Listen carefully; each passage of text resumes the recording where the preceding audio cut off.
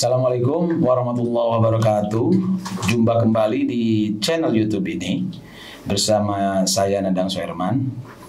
Dan seperti biasa kita akan bincang-bincang seputar kebijakan publik ya, khususnya di daerah. Dan pada kesempatan ini kita masih membincangkan terkait dengan pelayanan publik di isu sektoral, yaitu pendidikan. Seperti yang kita ketahui bersama bahwa pendidikan ini kan adalah hak konstitusional untuk seluruh warga masyarakat, di mana negara harus memberikan layanan yang optimum untuk pemenuhan kebutuhan pendidikan ini, karena itu mandat dari konstitusi. Yang kedua, bahwa pemerintah juga sudah menjalankan itu, sudah ada beberapa undang-undang, sudah ada turunannya, itu Undang-Undang Pendidikan Nasional. Dan yang operasionalnya sekarang itu untuk menjalankan agar pemenuhan kebutuhan dasar di pendidikan ini terpenuhi, maka pemerintah membuat regulasi dalam bentuk standar pelayanan.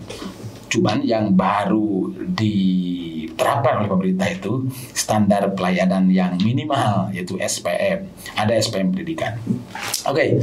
Dan hadir di tengah-tengah kita konsultan pendidikan yang sekarang beliau ini sedang menekuni, menjalani, melaksanakan proyek ya, titah dari Mas Menteri barangkali ya, di Menteri Pendidikan yang ini sudah berjalan dan sudah hadir di tengah kita. Namanya, panggilannya adalah Mas Dwi. Oke. Halo Mas Dwi. Halo Mas. Apa kabar? Baik. Jadi sekarang kita akan melanjutkan obrolan seputar pendidikan. Cuma yang sekarang kita dilokalisir lah ngobrolnya itu di standar pelayanan pendidikan, di SPM, standar pelayanan minimal untuk pendidikan. Dan kita ingin coba potret di Jawa Barat yang seperti itu.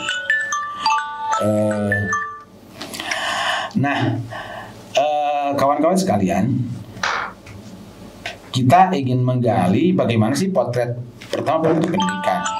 Potret pendidikan di Jawa Barat itu seperti apa. Yang kedua, kita ingin mengetahui lebih dalam nanti itu apa yang sudah dilakukan untuk pemenuhan terhadap pelayanan minimal di Jawa Barat di aspek pendidikan ini. Oke Mas Dwi, kan kalau kita lihat dari perspektif anggaran bahwa pendidikan kita ini sudah melampaui seperti mandat di undang-undang, di mana itu 20% ya dari belanja. Dan rata-rata di daerah itu yang saya tahu di Jawa Barat itu di atas 30%. Jadi dari sisi budget sebetulnya ini sangat luar biasa. Sehingga kalau kita lihat di struktur APBD, porsi terbesar itu APBD itu adalah untuk pendidikan. Yang pertama pendidikan, yang kedua kesehatan, yang ketiga PU. Yang di tiga besar ini, tapi pendidikan itu lebih nyongcolang, lebih tinggi. Nah, dengan budget yang seperti itu, yang cukup besar, kalau potret pendidikan dilihat dari aspek kualitas di Jawa Barat seperti apa nih, menurut Mas Dwi? Ya, memang benar bahwa banyak sekali di daerah di Jawa Barat memang secara jumlah gitu ya. Iya. Secara jumlah angka besarnya alokasi itu memang banyak yang di atas 20%. Iya, ada 20%. Ya. Misalnya ada satu kabupaten di Jawa Barat yang hampir 1,8 triliun. 1,8 ya? 1,8 triliun per tahun. Untuk tahun 2024 ini. 2024 dia merencanakan 1,8 triliun. Artinya itu jumlah yang cukup besar ya. Cukup besar gitu. Itu dari total APBD-nya sekitar 4 triliun mungkin. Iya. Tetapi saya melihat kayaknya ya itu ini prediksi ya kan? Oke. Kalau melihat dari postur belanjanya gitu ya, jumlahnya gede. Tapi kalau melihat dari postur belanja selama setahun dengan duit 1,8 triliun itu kayaknya tidak akan terlalu banyak memberikan dampak signifikan terhadap peningkatan kualitas pendidikan. Oke. Nah itu kok bisa gitu? Jadi uang udah gede, tapi kok hasilnya masih gitu-gitu aja, itu kenapa tuh? Ya, kalau melihat karena dari postur belanjanya sama sekali tidak menyasar problem-problem pendidikan yang sudah ditemukan di dalam asesmen nasional gitu. Jadi kan gini, Mas Kang Nandang. Jadi salah satu kebijakan kurikulum Merdeka adalah membuat program yang disebut sebagai perencanaan berbasis data. Oke. Ya kan? Nah, Jadi setiap daerah dan atau setiap kabupaten kota, bahkan setiap sekolah, ke setiap satuan pendidikannya itu sudah punya raport masing-masing. Oke. Misalnya literasi anak-anak di kabupaten A sekian, di sekolah ini merah atau di bawah, istilahnya di bawah kompetensi minimum, mencapai kompetensi minimum atau di atas kompetensi minimum. Kategorinya 3. Kategorinya 3. Numerasinya berapa? Ada literasi, numerasi, ada misalnya lingkungan belajarnya seperti apa, karakternya seperti apa, apakah ada kekerasan bullying terhadap siswa atau enggak, itu sekarang kan sudah lengkap sebenarnya. Itu masuk dalam rapor semuanya ada, jelas gitu. Nah, setiap daerah tuh bisa mengakses rapor itu, dan dari rapor pendidikan sebenarnya sudah tersedia menu untuk mengatasi problemnya. Gitu. Jadi misalnya Kabupaten A gitu ya, Kabupaten A problemnya apa? Literasinya rendah, numerasinya, ketimpangannya rendah, angka partisipasi minimumnya rendah. Di dalam rapor itu sudah tersedia menu belanja gitu ya, yang harus belanja supaya mengatasi problem itu. Dan nomenklatur anggarannya apa, itu sudah ada. Sampai setingkat sampai seperti itu. Berarti sangat rinci ya. Sangat rinci. Makanya menurut saya, bahkan kalau pemerintah daerah itu merem, nggak usah buka mata, itu sebenarnya dia seharusnya sudah bisa membuat rencana yang cukup kompatibel dengan problem. Gitu loh. Jadi sudah bisa menjawab. Ya. Walaupun boleh jadi, boleh jadi kan problematikanya itu kan ada juga dinamis juga kan? Ya. Potret pendidikan yang tadi itu. Iya, problemnya dinamis dan problemnya dinamis, tetapi si raport ini kan sebenarnya sudah standar gitu ya. Standar itu untuk nanti untuk mengukur apakah daerah ini tertinggal lebih bagus atau apa gitu ya? Iya, begitu. Jadi standar, ada standarnya lah, ada standarnya. Nah, saya melihat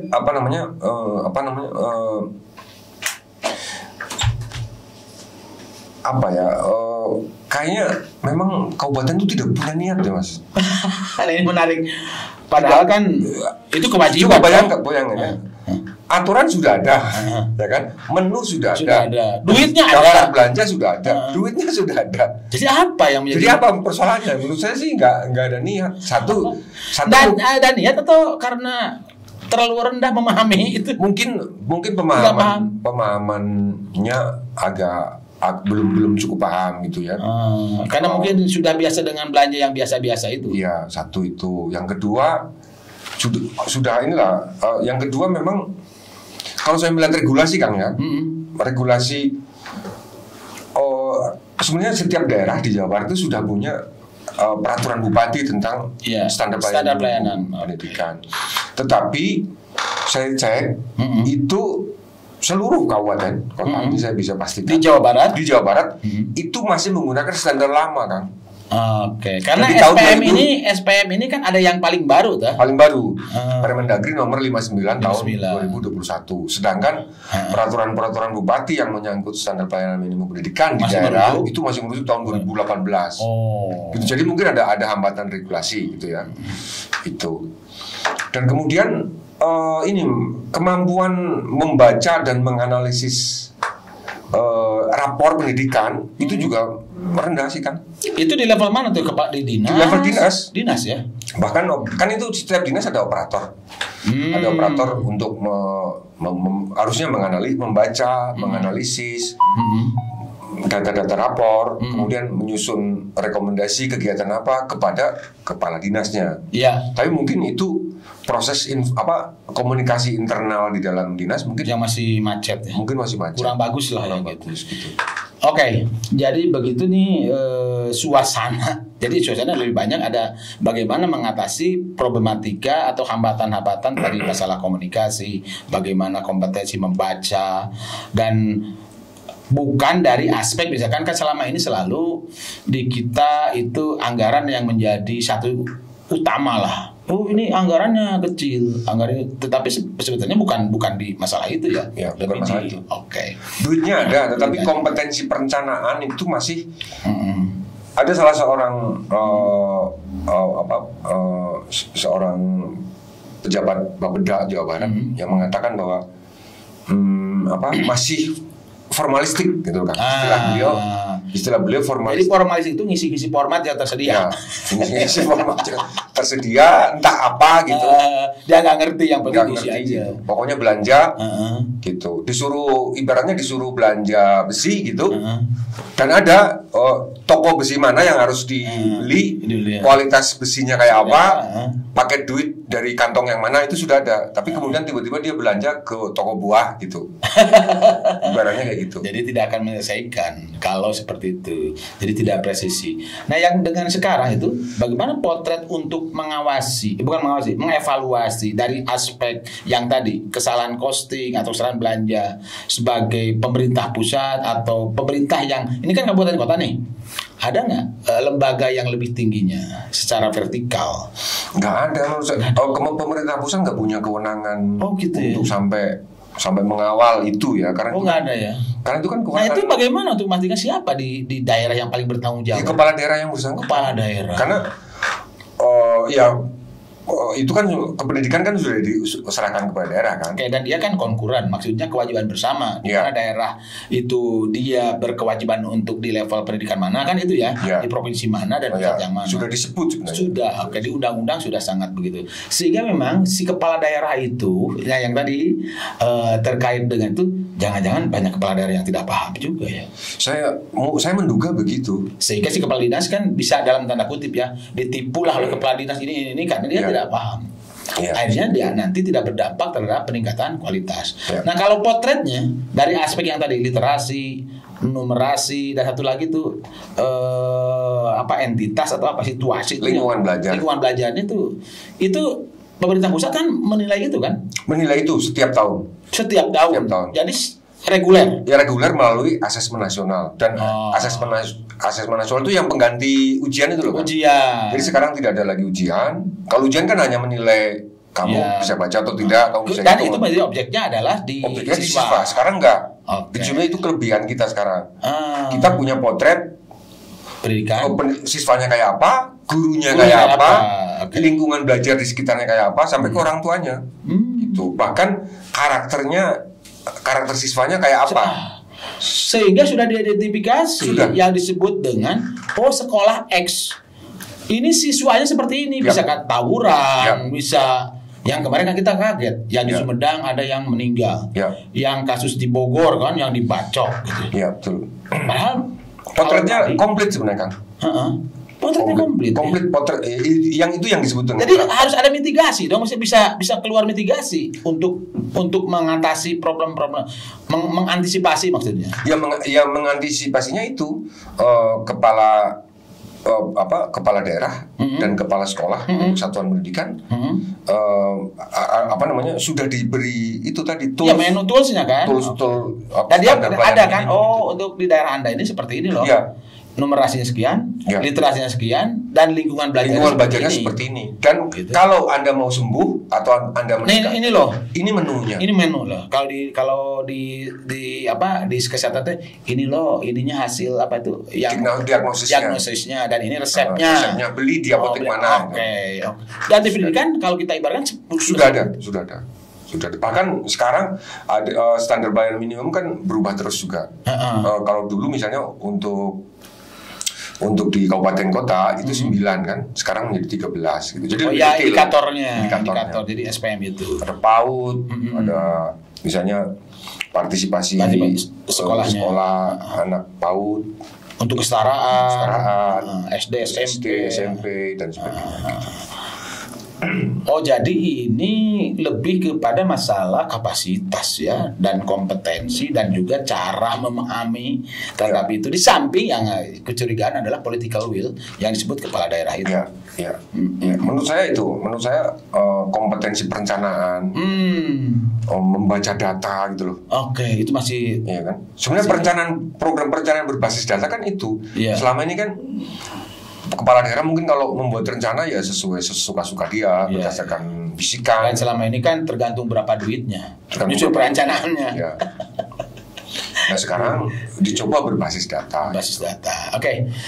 ini kan sebetulnya kalau mau memperbaiki pendidikan juga ada aspek politiknya kan. Ya. Ya, dan aspek politiknya biasanya kepada elit, dan sekarang kan sebentar lagi tahun politik, pergantian elit di level nasional, nanti di level lokal, kabupaten kota melalui pilkada serentak. Dan sebetulnya mungkin isu ini harus tetap menjadi concern bersama ya.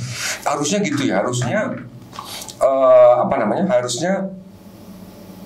harus ada ya, misalnya teman-teman dari NGO yang NGO perguruan tinggi gitu kan, perguruan tinggi yang mengawal itu, menjadikan supaya isu-isu pendidikan itu menjadi isu-isu politik. Iya, benar. Gitu kan, karena ini kan hajat bersama ya. Hajat besar gitu kan. Hajat besar. Pendidikan itu hak, bukan kewajiban, ya kan? Hak. Bukan kewajiban. Tapi sejauh ini kan mungkin kepala daerah yang mengangkat itu sebagai, jadi pendidikan itu belum menjadi komoditas yang laku dijual gitu loh Kang. Padahal jumlah sebagai untuk elektoral, sebagai suara banyak ya. Banyak banget. Misalnya guru honorer nih. Iya. Oh, oke. Guru honorer, guru-guru. Oke, itu kan kita getter kan. Ya. Kita bicara tentang SDM di pendidikan ya kan. Di kita kalau Jawa Barat itu lebih banyakkan mana nih? Guru yang berstatus ASN atau P3K atau yang di luar itu? Jumlah yang terlibat dalam proses pendidikan di Jawa Barat. Kalau jumlah persisnya saya nggak terlalu hafal Kang, tapi ada kecenderungan memang penurunan guru-guru PNS akibat penurunan jumlah ya. Oh, karena pensiun. Karena pensiun. Jadi ada tsunami besar-besaran, tsunami pensiun besar-besaran. Karena itu kan mau tidak mau kan ya. Ya. Oke. Misalnya Kota Bandung saja. Kota Bandung tahun 2022 kemarin itu ada 1.000 guru pensiun Kang. 1.000 guru pensiun dan tidak serta-merta secara otomatis tergantikan. Untuk Kota Bandung. Kota Bandung ya. Untuk Kota Karena Bandung, dia rekrutmen tetap ada di pusat. Bukan ya, dari. Iya. Itu PPPK. Mengangkat PPPK. Ya, P3K itu. P3K. Tapi cuma 775. Ya, itu juga kewenangan pusat. Ya. Jadi yang tahu potret terkait dengan misalkan salah satunya SDM. Nah, itu salah satu di ini ya, indikator SPM kan. Ya. Karena SPM berbicara juga SDM pendidikannya kan. Termasuk kualifikasi ya. Di pendidikan seperti apa yang harus tersedia di SPM. Oh, Kota Bandung itu juga seperti itu potretnya. Seperti itu. Jumlah guru pensiun meningkat. Sementara rekrutmen PPPK hanya tidak memenuhi semuanya ya. Nah, itu biasanya harus, kan pendidikan tidak boleh berhenti kan. Ya, nah itu kalau lihat menurut Mas Dwi itu bisa diatasi dengan cara apa tuh pemenuhan SDM itu? Praktek realnya. Saya ngeliat sebenarnya ada peluang ya guru honorer misalnya. Kan sekarang tidak dikenal ya nomenklatur itu, tapi faktualnya itu tetap masih jalan kan? Ya, guru honorer. Ini pertanyaan berat sebenarnya ya, apa yang harus dikerjain gitu. Menurut saya yang tersedia di depan mata kita ya orang-orang yang sudah selama ini mengajar, selama ini menjadi tenaga kependidikan di sekolah gitu, yang mereka disebut tenaga honorer gitu. Cuman tenaga honorer ini kan juga kasihan. Apalagi kasihan karena apa? Karena satu, rendah, upahnya rendah. Kedua, dia paling banyak menerima beban. Jadi guru-guru yang menjelang pensiun itu kemana lagi? Pekerjaan dilempar gitu mereka. Pasti ke situ yang paling pasti secara relasi yang paling lemah. Jadi dikekesek dia yang paling banyak menerima beban. Beban ngajar ya, beban ngelola sekolah. Sementara warisan dari senior-seniornya yang PNS. Sementara dari sisi salary dia paling rendah gitu. Bahkan yang mengkhawatirkan itu adalah honorer akan dihentikan kan per November 2023 ini. Iya. Karena regulasi sudah tidak menyediakan itu. Dan tidak boleh lagi alokasi APBD menyediakan untuk itu kan. Itu akan dihentikan dan bisa dibayangkan bisa berhenti nggak ya? Ada 2,3 tenaga honorer di seluruh Indonesia ya. 2,3 juta. Kalau Jawa Barat itu penduduknya itu paling besar se-Indonesia kan. Kita dari 2,3 kalau misalnya taruhlah 40% itu di Jawa Barat itu ada berapa? Habis sejutaan. Iya. Jadi sejutaan kalau itu sekitar itu ya 500-600 orang di Jawa Barat. Di Jawa Barat saja gitu. Dan mereka ini yang meskipun mungkin kemampuan atau kompetensi mengajarnya tidak sehebat apa ya, mau dikualifikasi lah, kualifikasi, tapi dia orang yang paling dekat, orang yang paling dekat dan sudah terlibat, yang berjalan